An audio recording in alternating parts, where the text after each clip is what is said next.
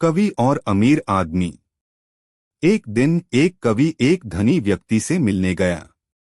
वहां उन्होंने उसे कई कविताएं सुनाई और आशा की कि धनी व्यक्ति उसे अच्छा इनाम देगा। लेकिन वह धनी व्यक्ति बड़ा कंजूस था। उन्होंने कहा, मेरे प्रिय कवि, मैं आपकी कविताओं से बहुत प्रसन्न हूँ।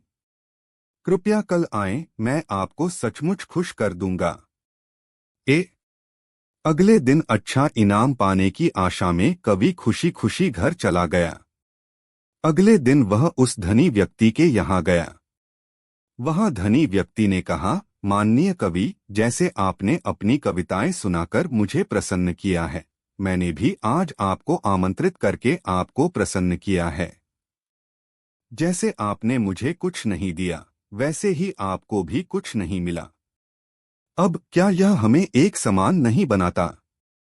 कवि बहुत निराश हुआ। उन्होंने अपने एक करीबी दोस्त को पूरी कहानी बताई।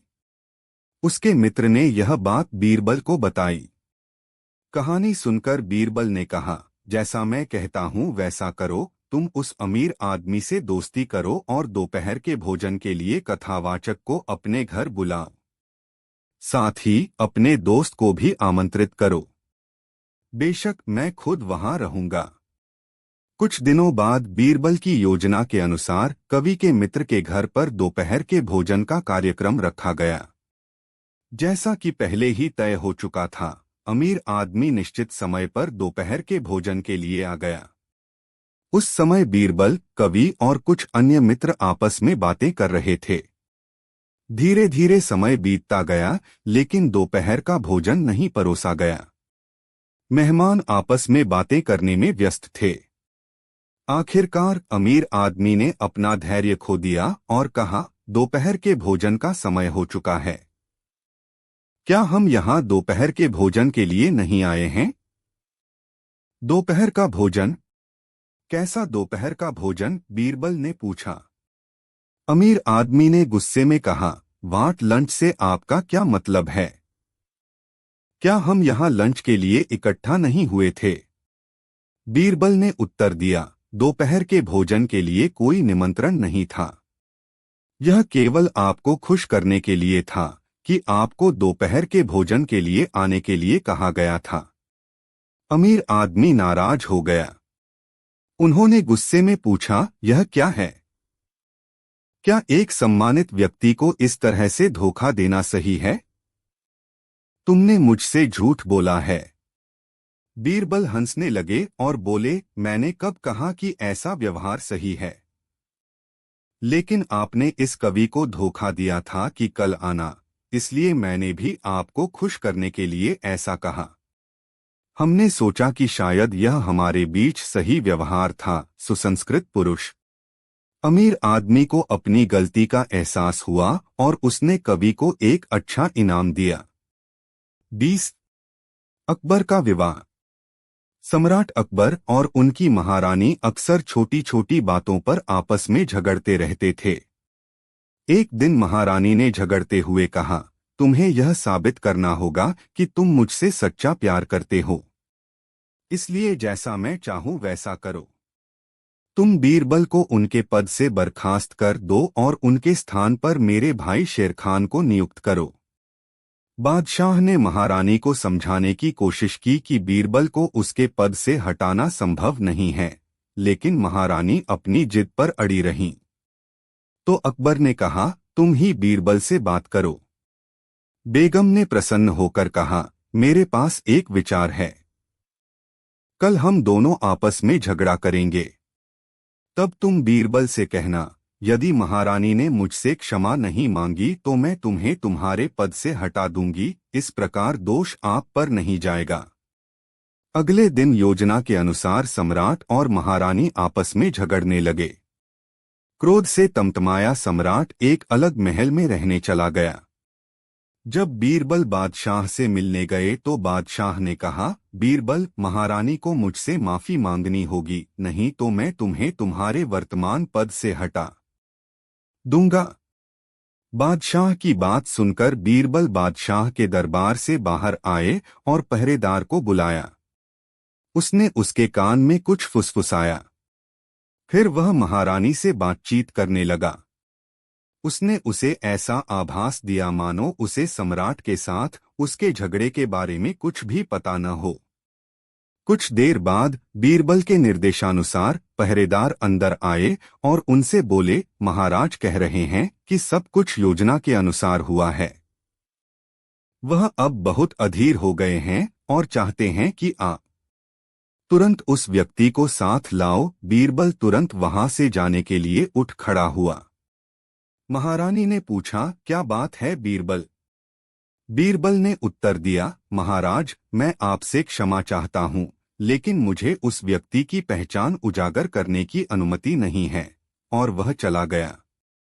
अब महारानी को बड़ी व्याकुलता हुई। उसके मन में अप्रिय विचार आने लगे। उसे संदेह हुआ कि कुछ गड़बड़ हुई है। उसने मन ही मन सोचा, वह व्यक्ति अवश्य ही कोई अन्य महिला होगी। सम्राट विवाह करने जा रहा है। हे भगवान, मैं अपने भाई को वजीर बनाने की इच्छा से निश्चित रूप से अपना पारिवारिक जीवन नष्ट कर दूंगी। वह सम्राट के पास गई और उनके चरणों में गिरकर रोने लगी। सम्राट ने पूछा, क्या बात है? रो क्यों रहे हो? महारानी ने आंखों में आंसू भरकर उत्तर दिया, कृपया मुझे माफ कर दीजिए। यह सब मेरी ओर से गलत था। लेकिन कृपया दोबारा शादी न करें। यह सुनकर बादशाह को आश्चर्य हुआ। उन्होंने पूछा, आपको किसने बताया कि मैं दोबारा शादी कर रहा हूं? महारानी ने बीरबल ने जो कुछ कहा था वह सब उन्हें बता दिया। महारानी की बात सुनकर बादशाह खिलखिलाकर हंसे और बोले, बीरबल ने तुम्हें अवश्य मूर्ख बनाया है। बीरबल को चकमा देना आसान नहीं है। क्या अब तुम्हें यह बात समझ में आ गई है? महारानी ने कहा, हाँ, और मुस्कुराई। 21 बीरबल और बच्चा। एक दिन बीरबल बहुत देर से दरबार में आए। जब बादशाह ने कारण जानना चाहा तो उसने कहा, महाराज, मैं क्या कर सकता हूँ? मेरे बच्चे आज रोने लगे और जिद करने लगे कि मुझे दरबार में नहीं जाना चाहिए। बड़ी मुश्किल से मैं उन्हें समझा पाया। उन्होंने उनसे कहा कि मेरे लिए अदालत में जाना और उपस्थित होना महत्वपूर्ण है। मुझे इस प्रक्रिया में बहुत समय बर्बाद करना पड़ा और इसलिए मुझे देर हो गई।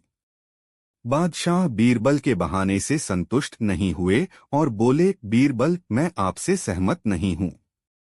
एक बच्चे को शांत करना बिल्कुल भी मुश्किल नहीं है और इसलिए इसमें इतना समय लगने का कोई कारण नहीं है। बीरबल हंसे और बोले, महाराज, बच्चों को डांटना आसान है, लेकिन उन्हें कोई बात समझाना बहुत कठिन है।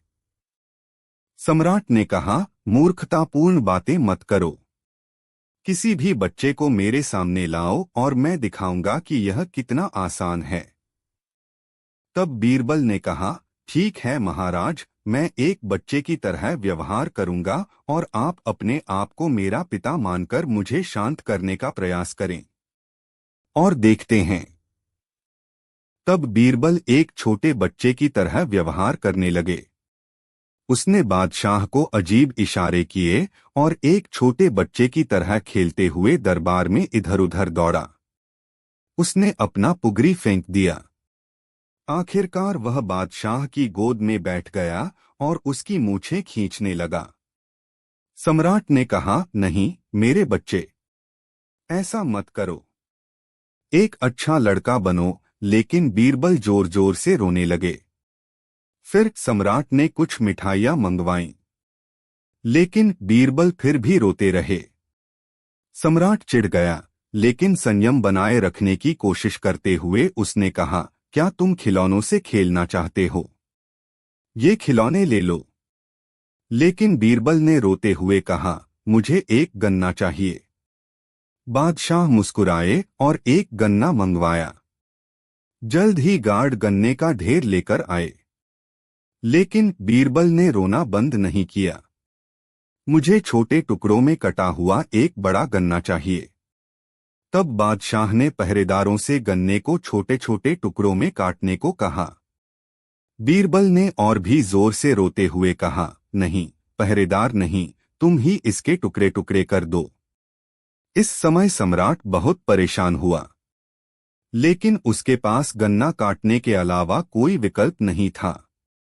फिर उन्होंने गन्ने के टुकड़े बीरबल के सामने रखे और कहा, अब इन्हें जल्दी से खाओ मेरे बेटे। बुल बीरबल ने अपनी बचकानी मांगे जारी रखीं और कहा, मुझे गन्ना चाहिए। बादशाह ने ढेर से एक पूरा बेंत निकाला और बीरबल को देते हुए कहा, यह लो और रोना बंद करो। लेकिन बीरबल ने रोते हुए कहा, नहीं ऐसा नहीं है, मुझे इन छोटे टुकड़ों में से एक पूरा गन्ना चाहिए। अरे मूर्ख बच्चे, यह संभव नहीं है। सम्राट बहुत नाराज हुआ, लेकिन बीरबल रोते रहे। आखिरकार सम्राट ने अपना आपा खो दिया और कहा, अब यदि तुमने रोना बंद नहीं किया तो मैं तुम्हें सचमुच जोरदार थप्पड़ मारूंगा। अब बीरबल उठे और हंसते हुए बोले, ओह नहीं, मुझे मत मारो महाराज। क्या अब आपको एहसास हुआ किसी की इच्छा को पूरा करना कितना मुश्किल है? बच्चा। बादशाह बीरबल के विचारों से सहमत हुए और बोले, हाँ, रोते हुए बच्चे को चुप कराना कोई बच्चों का खेल नहीं है।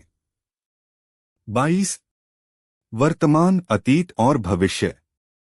एक दिन बादशाह अकबर ने घोषणा की, जो कोई भी निम्नलिखित प्रश्नों का उत्तर देगा उसे बड़ा इनाम दिया जाएगा। प्रश्न थे, 1, वह क्या है जो आज भी मौजूद है और बाद में भी वैसा ही रहेगा? 2, वह क्या है जो आज भी अनुपस्थित है और बाद में भी रहेगी? 3, वह क्या है जो आज तो है परंतु बाद में लुप्त हो जाएगा? उत्तर उपयुक्त उदाहरणों के साथ देना था।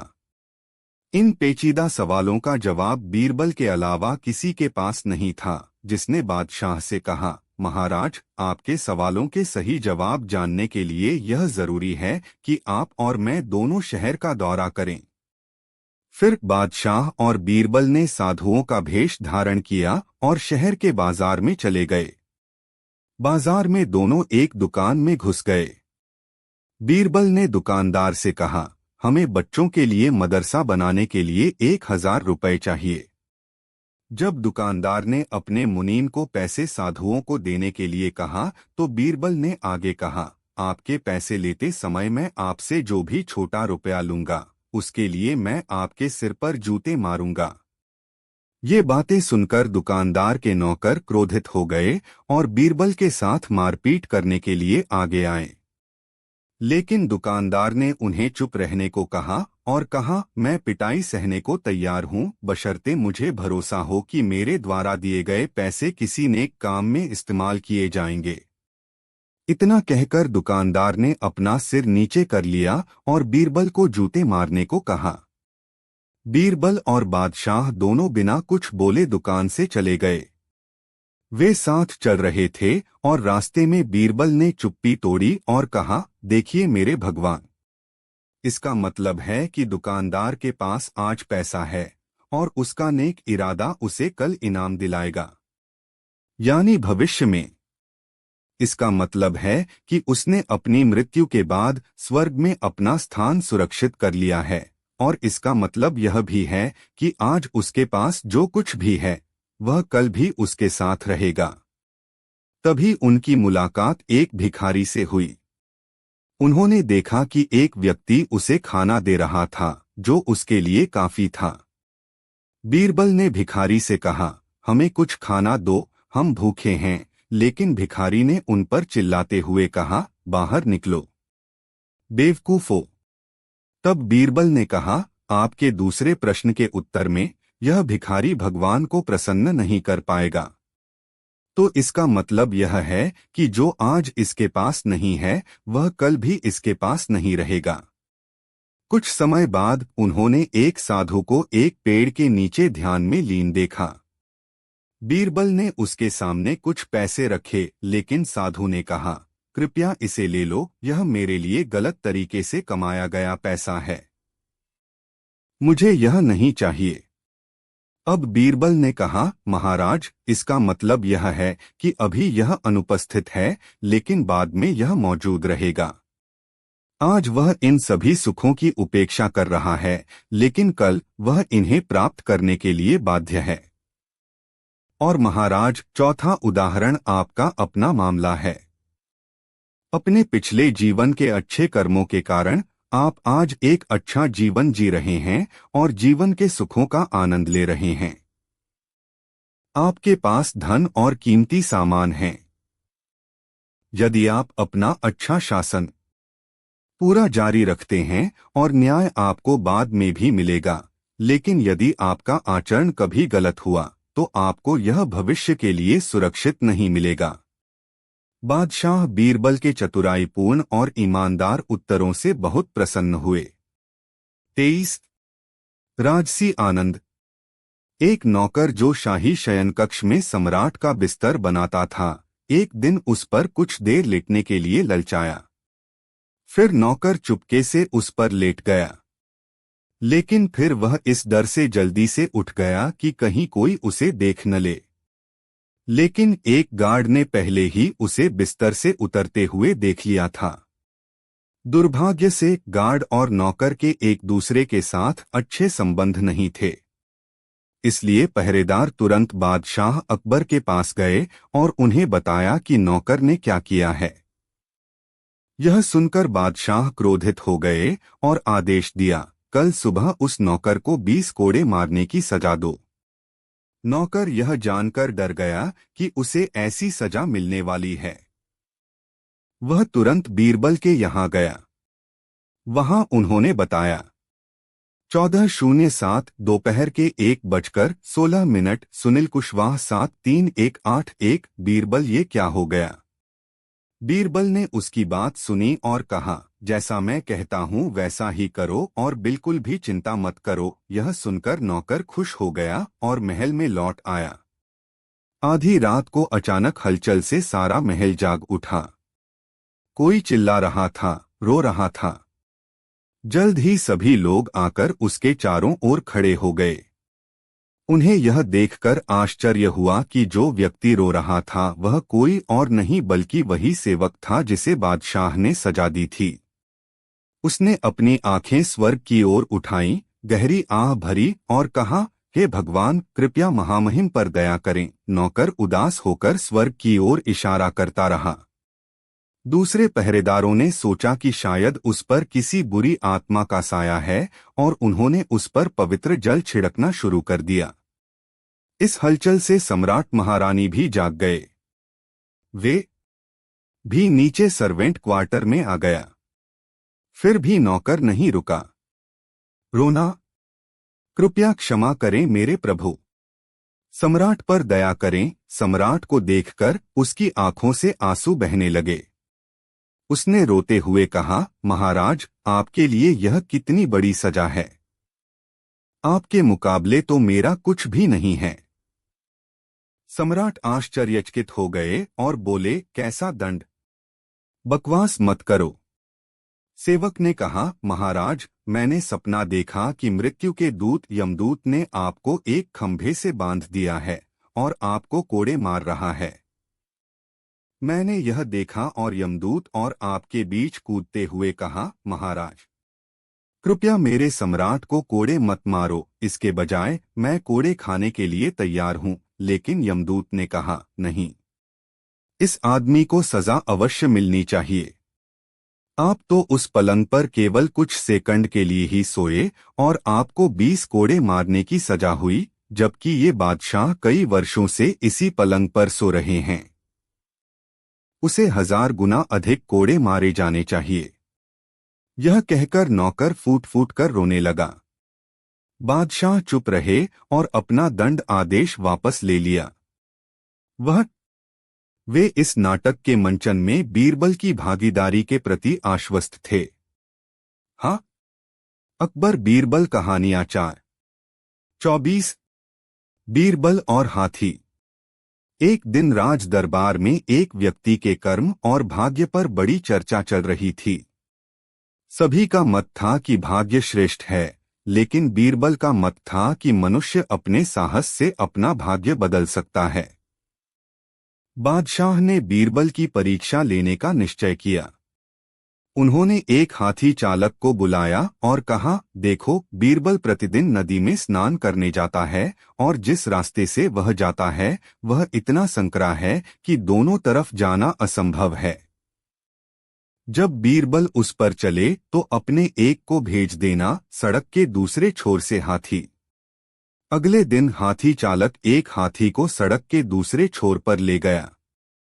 जब बीरबल सड़क के बीच में पहुंचे तो हाथी चालक ने हाथी को अपनी छड़ी से घायल कर दिया। हाथी आक्रामक हो गया और दौड़ने लगा। संकरी सड़क। हाथी को भागता देख बीरबल बहुत डर गए उसकी ओर, लेकिन फिर भी वह हिम्मत न हारते हुए देखने लगा। आसपास वहां बीरबल को एक कुत्ता दिखाई दिया। कुत्ता कमजोर लग रहा था। उसने तुरंत कुत्ते को उठाया और हाथी पर फेंक दिया। कुत्ता हाथी की गर्दन पर गिर गया। उसके नुकीले पंजे हाथी की गर्दन में घुस गए। हाथी इतना भ्रमित हो गया कि वह पीछे हटने लगा। हाथी की उलझन का फायदा उठाकर बीरबल पीछे मुड़ा और दरबार की ओर भाग गया। जब बादशाह ने बीरबल को देखा तो उन्होंने कहा, बीरबल, तुम सही कह रहे हो। साहस से कोई भी अपना भाग्य बदल सकता है। अब मुझे पूरा विश्वास हो गया है। बीरबल ने उत्तर दिया, महाराज, आपने मेरी परीक्षा ली, लेकिन यदि हाथी मुझे अपने पैरों तले कुचल देता तो क्या होता? कार्य करने से पहले व्यक्ति को सोचना चाहिए। 25। एक बुरी आदत। एम 888। बीरबल को तंबाकू चबाने की बुरी आदत थी। अक्सर उन्हें इसकी एक चुटकी चबाते हुए देखा जा सकता है। बादशाह बीरबल की इस आदत के बहुत खिलाफ थे। एक दिन जब बीरबल और अकबर टहल रहे थे तो उन्हें कुछ तंबाकू के पौधे मिले। पौधों के पास एक गधा खड़ा था। उसने पौधों को सूंघा और आगे बढ़ गया। गधे को देखकर बादशाह अकबर ने बीरबल से कहा, देखो बीरबल, तंबाकू चबाना कितनी बुरी बात है। उस गधे को भी यह पसंद नहीं है। बीरबल ने चुपचाप अपनी तंबाकू की थैली निकाली और एक चुटकी तंबाकू मुंह में डाल ली। फिर सीधे सम्राट की ओर देखते हुए बोला, आप सही कह रहे हैं महाराज। गधा तो तंबाकू चबाता ही नहीं। अगली सुबह बादशाह अकबर और बीरबल फिर सैर के लिए निकले। सर्दी का मौसम था और मौसम बहुत ठंडा था। बादशाह ने बीरबल से कहा, आज बहुत ठंड है ना? हाँ महाराज, 2 मुट्ठी ठंड है। इसका अर्थ क्या है? सम्राट ने आश्चर्य से पूछा। महाराज, सामने देखिए। बादशाह ने देखा तो एक आदमी बगल के पास दोनों मुट्ठियां कस कर जा रहा था। तब जाकर बादशाह को समझ आया कि बीरबल वास्तव में क्या कहना चाहता है। 26। मिट्टी पर पैर। एक दिन बादशाह अकबर दरबार में आए और नित्यकर्म निपटाने लगे। तभी एक दूत रानी का संदेश लेकर आया कि वह सम्राट को अपने महल में देखना चाहती है। जब बादशाह रानी के महल में जाने के लिए खड़े हुए तो सभी दरबारियों ने उन्हें बधाई दी।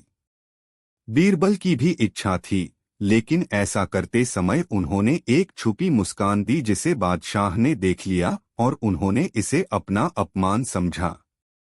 उन्होंने तुरंत बीरबल को आदेश दिया कि वह तत्काल प्रभाव से अपने राज्य से बाहर निकल जाए और अपने राज्य की मिट्टी पर कदम न रखे, अन्यथा उसे फांसी पर लटका दिया जाएगा। बीरबल ने बादशाह की आज्ञा का पालन किया और राज्य छोड़ दिया। बीरबल को दरबार से निकले हुए कई महीने बीत गए। अब तक सम्राट का क्रोध शांत हो गया था, इसलिए उन्होंने बीरबल को दरबार में वापस लाने का फैसला किया और उसे खोजने के लिए राज्य में हर जगह अपने दूत भेजे। एक दिन जब बादशाह बालकनी में खड़े थे तो उन्होंने एक घोड़ागाड़ी को महल की ओर आते देखा। उसने देखा कि गाड़ी में बीरबल बैठा है। गाड़ी रोक दी गई। बादशाह ने गुस्से में बीरबल से पूछा, बीरबल, तुम राज्य में वापस क्यों आए हो? महाराज, बीरबल ने विनम्रता से उत्तर दिया, मैं उसी दिन चीन के लिए रवाना हुआ था जब आपने मुझे अपने दरबार से बाहर निकाला था। मैंने अपनी गाड़ी के फर्श को चीन की मिट्टी से ढक दिया था और अब मैं उसी पर रहता हूँ। यही कारण है कि और आपकी आज्ञा का पालन करते हुए ही मैंने आपकी धरती पर पैर नहीं रखा और तब से गाड़ी में ही बैठा हूँ। बीरबल के उत्तर से बादशाह प्रसन्न हुए। उन्होंने मुस्कुराते हुए उसे अगली सुबह से दरबार में उपस्थित होने के लिए कहा। 26 मिट्टी पर पैर।